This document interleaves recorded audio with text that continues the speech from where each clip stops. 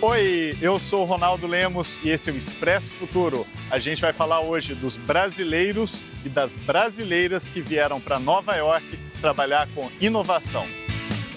Essa troca cultural de experiências, de economia é importante para qualquer país. Se você fechar a porta para metade do mundo, você está cortando o potencial para impacto. O mundo precisa se abrir. Quanto mais se abrir, quanto mais as pessoas experimentarem, quanto mais as pessoas se conhecerem, quanto mais se misturarem, quanto mais a gente tiver diversidade, mais empatia a gente vai ter.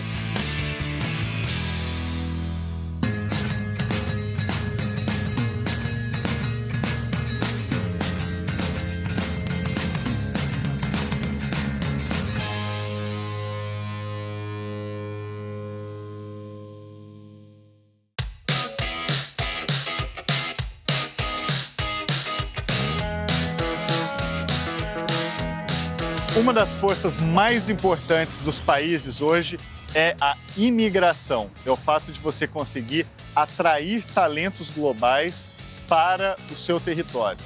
Então, a riqueza de um país não é só pontes, investimentos em estradas, portos ou mesmo conectividade. É importante você ter gente boa, gente talentosa vindo ao país para compor o que a gente chama de capital humano. Essa é uma das formas mais importantes que um país pode se desenvolver hoje.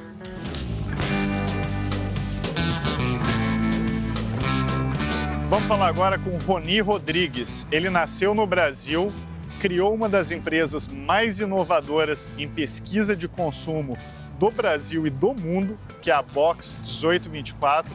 E o trabalho dele cresceu tanto que ele hoje mora em Nova York para expandir o que ele faz.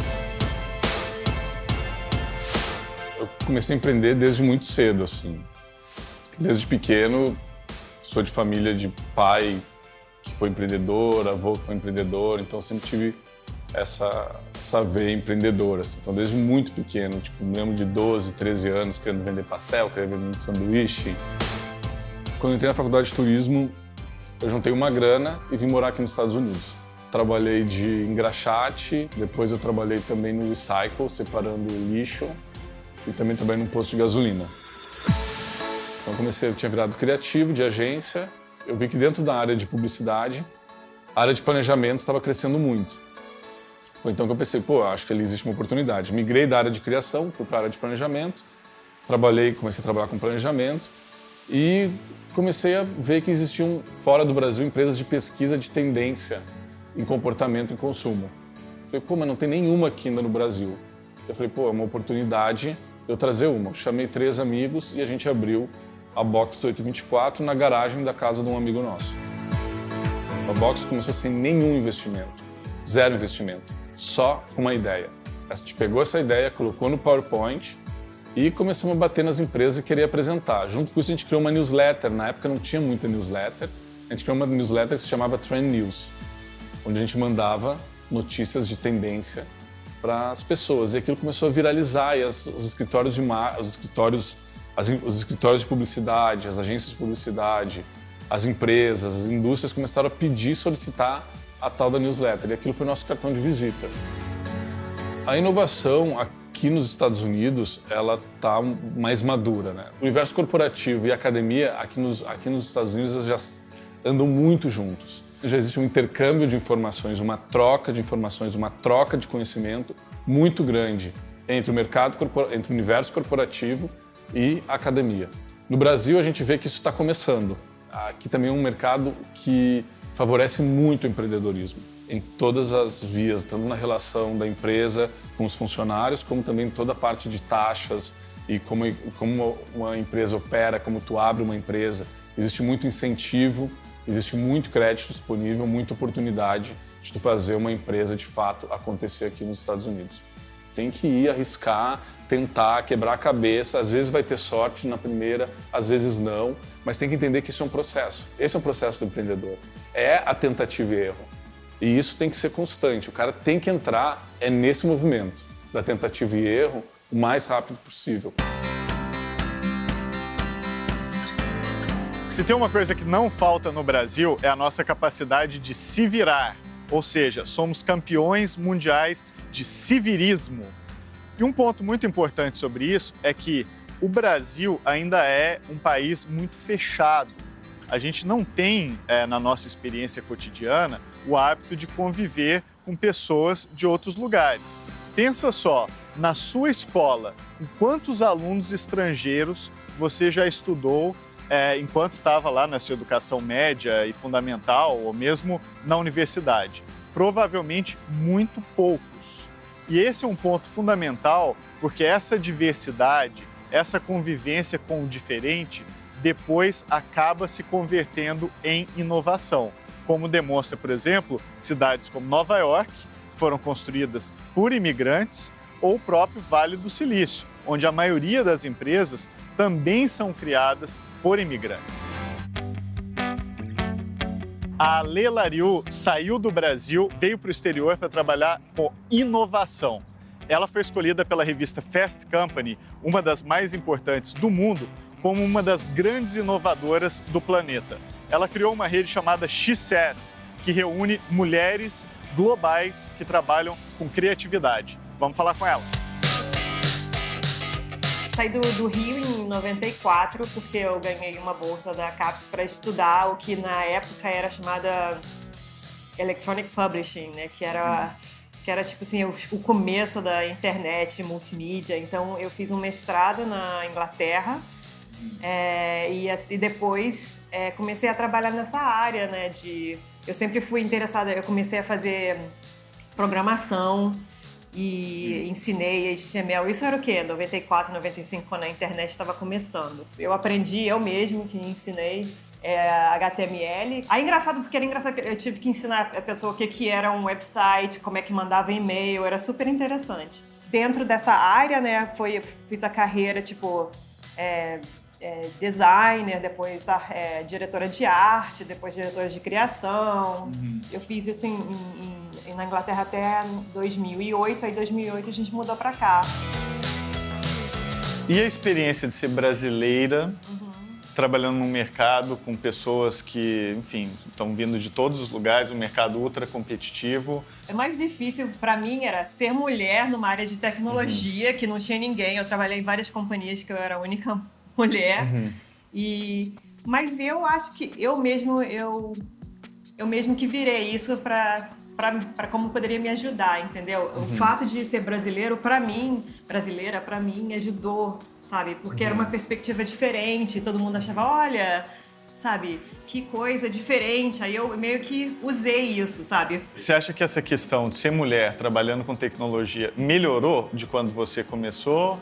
Ou você continua achando que tem questões ainda que precisam melhorar? Melhorou desde que eu comecei, mas ainda não tá bom. Tá.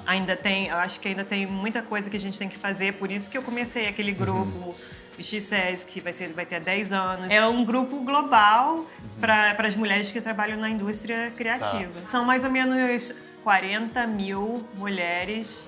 A gente fez várias coisas, assim, que a gente foi meio que os pioneiros. Uma das coisas que a gente fez foi essa coisa que agora tem muito, tipo um movimento de fazer 50% homem, 50% mulher na board de directors. Conselho de administração. No conselho de empresas. Sim. Então a gente começou a fazer meio que um lobby para isso, um tempão atrás, e agora você vê isso em várias indústrias de tecnologia, investimento.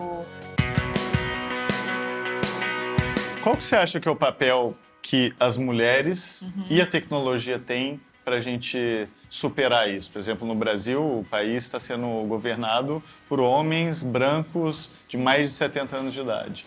Da parte de tecnologia e das mulheres, a resposta a gente precisa de outras perspectivas diferentes. Por exemplo, na parte de tecnologia, quem está treinando as máquinas tem uma perspectiva. Dos engenheiros que estão treinando, tem uma perspectiva. Então, essa questão de ter uma perspectiva única das coisas atrapalha, sabe? Atrapalha no futuro, na tecnologia, atrapalha também, por exemplo, mulheres. Mulheres líderes, elas têm uma maneira de liderar diferente. E ninguém reconhece isso, sabe? Por exemplo, nos Estados Unidos, eu acho que a maioria das pessoas só conhecem uma maneira de ser um líder bom. Enquanto tem várias mulheres que não são reconhecidas porque elas elas lideram de maneiras diferentes. E as que não lideram de maneira diferente tiveram que mudar a perspectiva dela para poder ser uma coisa mais que elas não são. Eu vejo isso acontecer toda hora, sabe? Esse ponto é super importante. O Vale do Silício está muito sofrendo com isso agora, né? Porque de lá que vem todas as tecnologias que a gente usa, ou quase todas, né, no mundo de hoje, e há uma escassez de mulheres. E a gente vê que isso gera uma série de problemas nos produtos e tudo, na visão. Tem vários grupos no Vale do Silício mesmo que são mais voltados para a tecnologia, que estão tentando fazer esse lobby para mudar as coisas, sabe? Tem um que chama Girls Who Code, Girls in Tech, Women 2.0. A gente precisa de mais mulheres que vão investir em companhias também, porque a maioria dos venture capitalists, os investidores, são homens, entendeu? Então eles vão investir em um certo tipo de empresa, em vez de investir. Então, é tudo questão de perspectiva e de visão, sabe? Tendo mais perspectivas, o mundo seria um mundo seria melhor. Viu, gente? Olha, diversidade é super importante, igualdade é mais importante ainda, e eu acho que isso que você falou é fundamental. Acho que o mundo precisa se abrir. Eu acho que parte da transformação e do futuro que a gente vai construir passa pela questão da igualdade, né?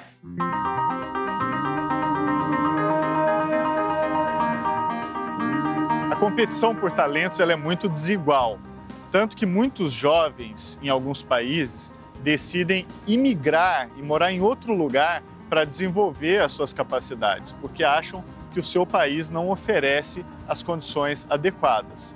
O nome disso é Brain Drain, que pode ser traduzido como a fuga de cérebros, que, aliás, curiosamente, é o nome de um disco dos Ramones de 1989, que foi a primeira vez que eu vi falar dessa expressão. O fato é que todo país precisa cultivar e manter os seus talentos localmente. E, mais importante, atrair talentos globais para integrarem o tecido dos inovadores daquele país. Vamos falar agora com a Vivian Caetano. Ela é brasileira, mora aqui em Nova York e trabalha numa área de ponta na empresa Ideias 42. Ela é uma cientista do comportamento. O que é isso? Ela estuda a forma como as pessoas se comportam e o que motiva elas a se comportarem de uma determinada maneira.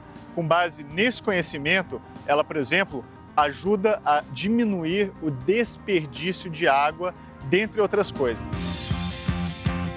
Ser brasileira é um diferencial, é algo que as pessoas querem conversar, eles querem saber mais. E você está nos Estados Unidos como brasileira, eu vim com várias experiências diferentes de todo mundo aqui. Então eu vou sempre conseguir entrar numa situação e ter uma ideia diferente, ou conseguir ver a história do ponto de vista de outra pessoa. Existem meio que dois lados, né? Ser mulher, não ser americana, quer dizer que o número de oportunidades que eu vou ter para entrar em contato com alguém é muito menor do que homem, americano e tudo. Então, tive que lutar muito mais para conseguir essas oportunidades, aqueles momentos em que eu posso conversar com alguém. Mas, ao mesmo tempo, eu acho que se você conseguir se apresentar e trabalhar e mostrar que você está disposto a trabalhar, aqueles momentos podem ser mais valiosos, porque você sempre vem com mais experiência. Se você conseguir mostrar por que é que você é interessante, como é que você se diferencia, ele acaba sendo uma vantagem. A Ideas 42 é uma empresa inovadora que usa economia comportamental para ajudar as pessoas a fazerem o que eles realmente querem. E a gente trabalha em 30 países. Espero que um dia a gente trabalhe no Brasil, é um dos nossos próximos países. A economia comportamental foi meio que uma reação à economia tradicional. Na economia tradicional, assume-se que o humano é racional, que ele vai sempre fazer a decisão certa, do jeito dele, porque ele quer. Mas, na verdade, o humano não é racional. Ele faz decisão que depois ele se arrepende, ou ele esquece, ele adia. Foi esse tipo de pensamento que criou a economia comportamental. É o estudo das pessoas na vida real. Como é que eles realmente fazem decisões? Como é que eles realmente atuam? Isso pode ser tão simples como um formulário que é complicado, você não sabe o que fazer, aonde colocar o quê. Quando você simplifica o modo que ele é apresentado, ajuda a pessoa a fazer o necessário para completar. Ou se você sempre esquece de tomar uma pílula, você pode usar um programa que vai te lembrar a tomar aquela pílula. E esses foram exemplos meio simples, mas esses conceitos que são universais podem ser usados com problemas mais complexos. Educação, saúde, justiça. É claro que há muitas razões para as pessoas imigrarem. Conflitos, guerras, crises políticas, crises econômicas. Mas o fato é que nenhum país do mundo de hoje pode se dar ao luxo de perder grandes talentos para outros lugares.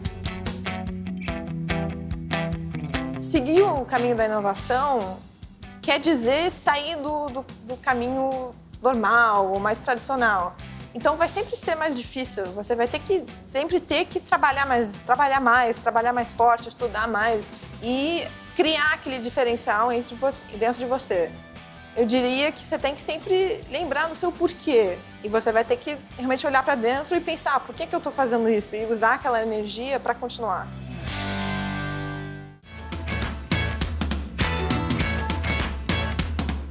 Tem urbanistas como o Richard Florida que dizem que para um país atrair talentos é necessário que as cidades daquele país sejam abertas à diferença.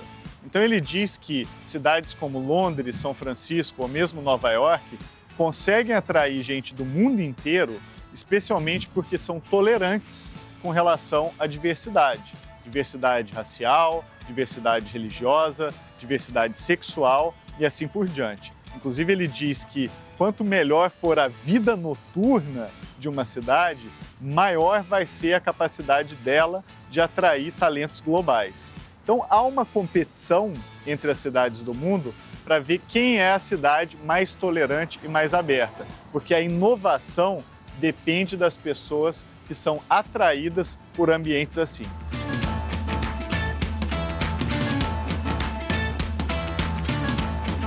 Para a área de tecnologia é a mesma coisa. Um grande número de empresas de tecnologia do mundo de hoje foram criadas por imigrantes. É o caso, por exemplo, do Google, criado pelo Sergey Brin, que é um imigrante russo. É o caso também do eBay, criado pelo Pierre Omidyar, que é um imigrante franco-iraniano. Ou do Yahoo, criado pelo Jerry Yang, que é um imigrante taiwanês. Ou até o próprio Steve Jobs, que era neto de armênios. Então, no campo da tecnologia, a imigração tem um papel fundamental para a criação de empresas inovadoras. E uma das razões para isso é que quando você muda de país, você precisa se virar, você precisa inovar até mesmo por necessidade. O Thiago Lins é carioca e veio morar em Nova York por causa do sucesso da empresa que ele criou, chamada Queremos, uma empresa que usa a internet para que os fãs possam se reunir e financiar shows dos artistas que eles mais gostam. Vamos falar com ele. O primeiro show do Queremos foi um artista chamado Mike Snow, um artista sueco. Estava vindo tocar no Brasil, ia tocar em São Paulo, mas não ia tocar no Rio. E essa já era a 10ª banda que vinha para o Brasil e não tocava no Rio. E as que tinham vindo antes, os promotores que apostaram, eles tinham tido assim, fracassos que eram muito assim. Às vezes o cara pagava $40 mil por um artista, marcava uma casa de show para 2.000 pessoas, botava lá o ingresso para ele vender e tinha que vender 1.500, 1.000 para ele zerar os custos e depois desse lucro. E apareciam 50 pessoas. Tem o caso de uma banda que foi isso. Sim. Então era uma coisa que quebrava qualquer produtor que não fosse uma grande produtora. Aí a gente perguntou para o agente da banda se eles tinham interesse em tocar no Rio. E aí eles falaram, a gente tem muito interesse, inclusive tocaria só por $10 mil, sem vocês precisarem pagar mais nada. A gente pensou, $10 mil, se a gente dividisse por 100 pessoas, daria $100 para cada uma. A gente pensou, se a gente vendesse 100 ingressos de $100, na época eram R$200, 100 ingressos de R$200. Em 3 dias o show acontece, a gente avisa pro agente que vai fazer o show. Se não, o show não acontece, a gente não fecha com ele. E depois a gente começa a vender ingressos normais, a R$50, que era o preço do ingresso na época. Mas se a gente vender 900 desses ingressos, todo mundo que participou da primeira parte vai de graça. Porque o cara pagou mais, e aí a gente pensou numa maneira que fosse justa. Investiu Exatamente. na primeira hora. É assim que começa o empreendedorismo. A gente não sabia, justamente. E vocês descobriram um problema que não tinha sido atendido ainda, né? Que era como é que faz para trazer bandas para uma cidade que as pessoas, inclusive, têm muitos fãs naquela cidade. Como é que reúne esses fãs para eles doarem alguma grana para financiar a vinda? Ou seja, todo mundo ganha, né? O fã vai adorar estar o contato com o artista e provavelmente você vai poder repetir sempre esse modelo. Então, é interessante porque no Brasil de hoje, eu acho que a gente precisa muito transformar ideias em novos produtos. E foi um pouco o que você fez, né? Você estiver na sacada e depois a gente até aprendeu mais, a empresa foi crescendo, a gente levantou um primeiro round de investimento, então foi aprendendo. Dessa ideia, o Queremos cresceu, né? Hoje ele está nos Estados Unidos e em outros países também, não tá? Isso. A gente tem escritório aqui nos Estados Unidos e um escritório no Rio. Com isso, você se mudou aqui para os Estados Unidos. Exatamente. Aí você saiu do Rio e veio para cá para trabalhar no Queremos aqui. Isso. Que aqui, inclusive, chama We Demand. We Demand, exatamente. O fato de ser brasileiro te ajudou aqui? Você sente alguma Não, eu acho que foi neutro. Mas aqui é meio que land of opportunity. Uma coisa que a gente achava que aquilo que eu falei, se no Brasil já é difícil, que a gente ainda conhece, tem contatos, começar do zero, mas aqui a gente viu que se você tem uma ideia boa e você mandar um e-mail, as chances do cara abrir a porta e você lá... Ele vai te dar 5, 10 minutos, mas é essa chance, porque aqui tem um histórico muito grande de oportunidades que o cara perdeu, porque talvez... o cara veio apresentar aqui, eu não levei fé, e hoje em dia é uma empresa de $1 bilhão. Então, e o cara era... E muitos imigrantes fizeram isso, né? E aqui todo mundo é imigrante, né? Eu acho que... Nova York é isso, não tem... Ou é imigrante, ou não. É raro você ter alguém, eu nasci em Nova York, né? Todo mundo veio de fora. Você acha que o Brasil devia ser mais aberto à imigração, nesse sentido, de ter gente de outras partes do mundo indo para lá? Porque a impressão... sem dúvida. Acho que independente da necessidade, essa troca cultural, de experiências, de economia, é importante para qualquer país. Assim. Acho que os Estados Unidos passa por uma fase que está mais nebulosa em relação a isso, mas se você ver a história, sempre foi. Se você ver os funcionários, os fundadores, é sempre um equilíbrio muito legal de imigrantes, de pessoas que estão aqui. E se você for ver uma geração atrás, todo mundo, ou duas, todo mundo era imigrante, então não tem... Acho que os Estados Unidos, até hoje em dia com o Trump, talvez seja mais fácil um imigrante vir trabalhar aqui do que se tivesse sido ao contrário. Se eu tivesse a minha ideia para ir trabalhar no Brasil, talvez eu tivesse tido mais dificuldade para conseguir um visto de trabalho no Brasil do que aqui. Talvez mais por burocracia do que lei, porque como tem muita demanda, então eu acho que no Brasil hoje em dia tem um pouco dessas duas partes. Burocracia, talvez as leis não sejam tão abertas a isso, e talvez aquele boom de a economia estava indo super bem, todo o Brasil era a nova China, e acho que naquela época talvez... Então hoje eu não sei se é uma questão de timing, mas eu sei que as leis são muito mais restritas.